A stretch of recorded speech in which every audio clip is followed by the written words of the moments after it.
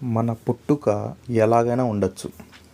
కానీ మన చావు మాత్రం ఎలాగో ఉండకూడదు. ఎందుకో తెలుసా? నలుగురితో మనం ఎలా మసులుకున్నామని, నలుగురితో మనం ఎలా బ్రతికామని. మన పుట్టుక మనకు తెలియకపోవచ్చు, కానీ మన చావు మాత్రం కంపల్సరీ మనకు తెలుస్తుంది. ఈరోజు ప్రతి ఒక్కరం వీళ్ళెవరో మనమెవరో ఎక్కడి నుంచో దేశాల నుంచి ప్రయాణం చేసి ఈ రోజున అందరూ ఒక చోట కట్టుకట్టి దేవుడి కోసం ప్రతి ఒక్కరూ ఉపవాసం ఉన్నారు. ప్రతి ఇంట్లో ఏదో ఒకటి చేసుకుని వచ్చారు.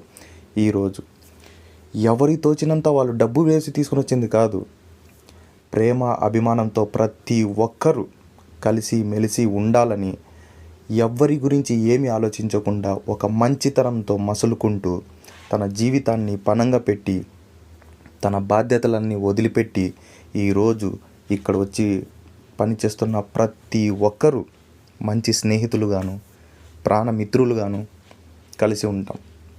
ఈరోజు ఏమంటే, ఈరోజు బక్రీద్ సందర్భంగా 3 గంటలు నమాజ్ చదవడానికి టైం ఉంది. ప్రతి ఒక్కరూ ఉపవాసం ఉన్నారు, కానీ క్షణాలు మాత్రం తక్కువ ఉన్నాయి నమాజ్ చదవడానికి. ఒకే చోట ప్రతి ఒక్కరూ కట్టవడానికి ప్రతి ఒక్కరూ రెడీ అయిపోతున్నారు. మొదటిసారిగా నేను కూడా ఈరోజు జుబ్బా వేసి బయట కంటిలో మొదటిసారిగా నా నమాజ్ ఇక్కడ. నాకైతే చాలా సంతోషం వేసింది. ప్రతి ఒక్కరితో ఎవరితో ఎలాంటి పరిచయాలు లేవు, కానీ ఆ దేవుడు మాత్రం ప్రతి ఒక్క పరిచయం సంతోషాన్ని మాత్రం కలగజేసింది.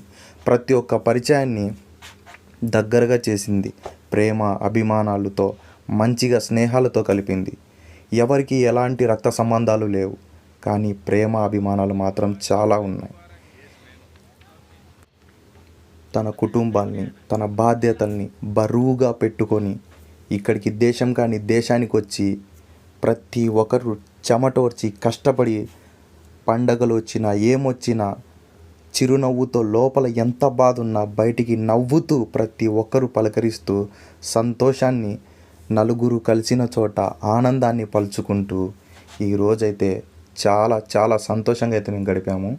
ప్రతి ఒక్కరూ సంతోషంగా ఉండాలని, వాళ్ళ కుటుంబాలు సంతోషంగా ఉండాలని మనస్ఫూర్తిగా కోరుకుంటూ ఆ అల్లాహ్ దువా చేస్తున్నాను.